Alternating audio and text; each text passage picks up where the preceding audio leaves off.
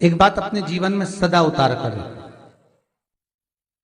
घर में अगर तुलसी का क्यारा है तो तुलसी महारानी हमें ये बता देती है कि हमारे घर में सुख आने वाला है कि दुख आने वाला है। जैसे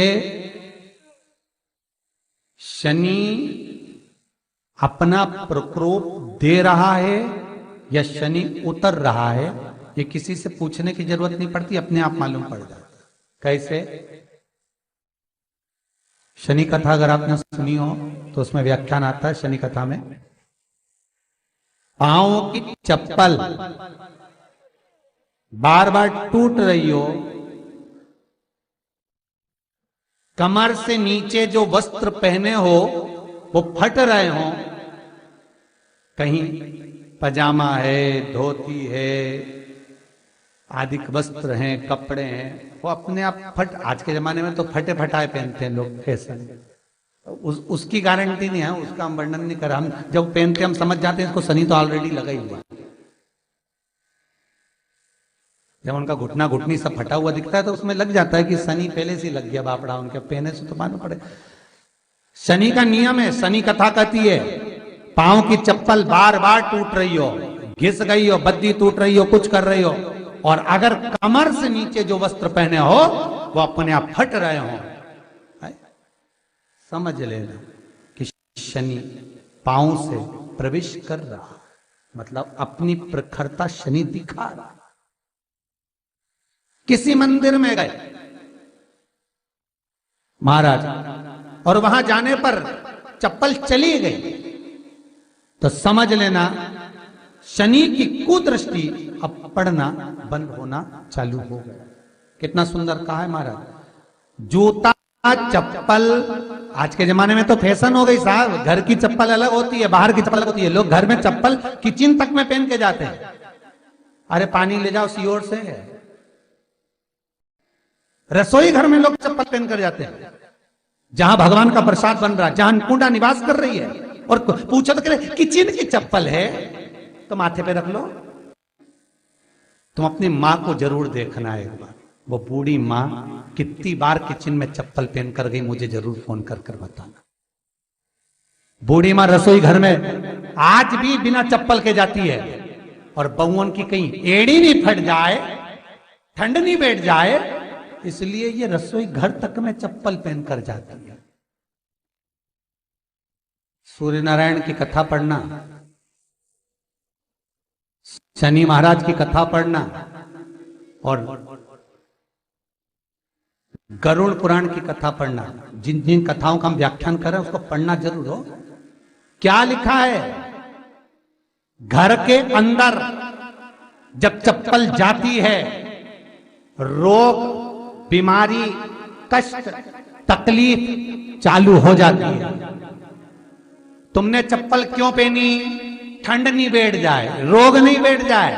घर के अंदर उतना बढ़ गया, एक कालीन बिछा दो, एक दरी बिछा दो, मोटा आसन बिछा दो, जिस पर तुम चल लो।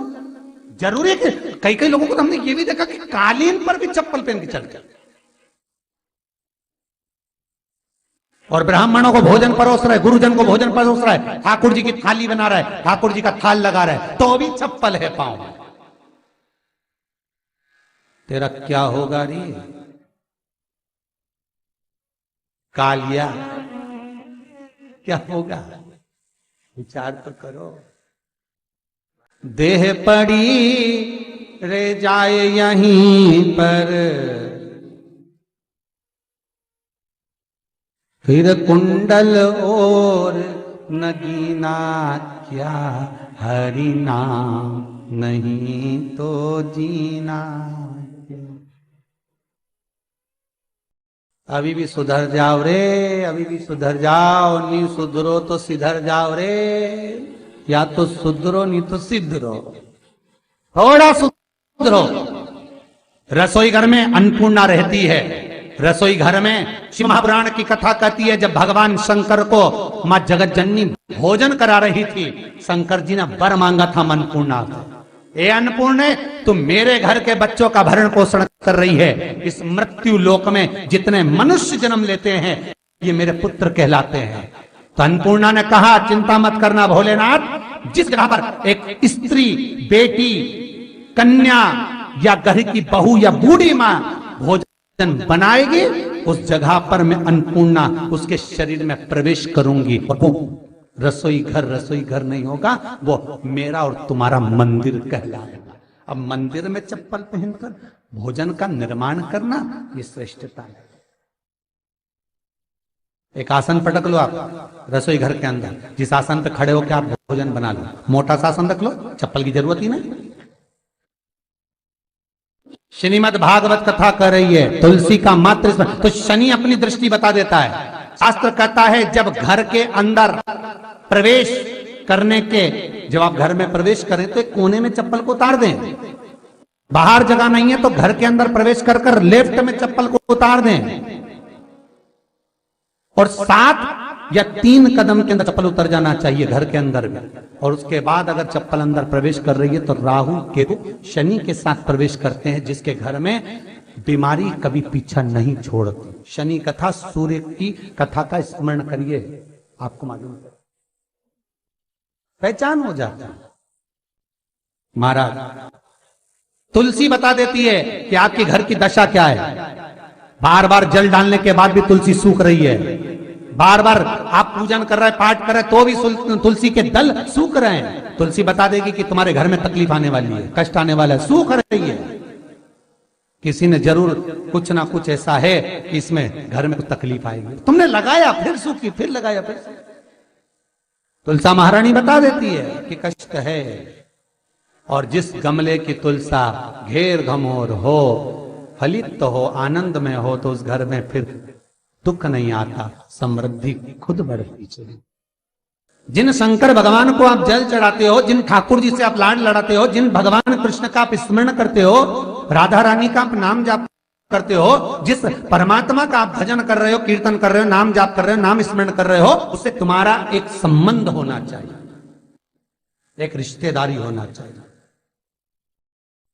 और उससे जब तुम्हारा कोई संबंध रहेगा, उससे जब तुम्हारी कोई रिश्तेदारी रहेगी, तो उस रिश्तेदारी में जैसे ही आपके प्राण छूटे, और छूटते से ही आप जब गए, तो जाते ही आप कहोगे कि कृष्ण से मेरा ये संबंध है, वो मेरा पुत्र, वो मेरा भाई, वो मेरा बेटा, वो मेरा सगा, वो मेरा रिश्तेदार, वो मेरा कुटुंबी, वो मेरा पुत्र। जब कहोगे तो तुरंत प्रवेश हो जाए। महाराज भगवान से संबंध होना चाहिए। कई लोग भगवान को सवेरे से रिझाने बैठते हैं तो भगवान को बनी बनाई बात कहते हैं। ये पाठ कर लो, ये पाठ कर लो, ये पाठ कर लो, ये स्तुति कर लो, सारा बना बनाया। तुमने अपने दिल से कौन सी स्तुति गाई? तुमने अपने दिल से कौन सा भगवान को निवेदन करा, कौन सा नमन करा? बस सवेरे उठना है, नहाना है, भगवान के सामने जाना है, भगवान को नहलाना है, कपड़े पहनाना है, अगरबत्ती लगाना है, थोड़ा सा शक्कर का भोग लगाना। इतने सारे देवी देवता, शंकर जी, राम जी, गणेश जी, सारे देवता, और 2 खुरमा लेके आए, 1 बालूशाही लेके आई, 2 मठरी लेकर आ गए, 1 मठरी लेकर आ गए, और भगवान को इतनी सी कटोरी में रख दी। अब बोले, कई लोगों से पूछा, इतनी सी कटोरी में 1 मठरी, 1 खुरमा, और रोज मठरी खुरमा एक साथ नहीं रखती। वो तो आज दिन मठरी का भोग लगा दिया, कल खुरमे का लगाएगी, परसों गुजिया का, परसों पपड़िया का, कोई डब्बे में भरे भराए रखे, रख दिया। और 1 लड्डू रोज लगा देगी, इतना बड़ा। तो पूछा, इतना सा लड्डू और इतने सारे भगवान कैसे खाते होंगे? तो क्यों? भाव से। तो हमने कहा, तुम भगवान को क्यों? बहुत दुख है गुरु जी, बहुत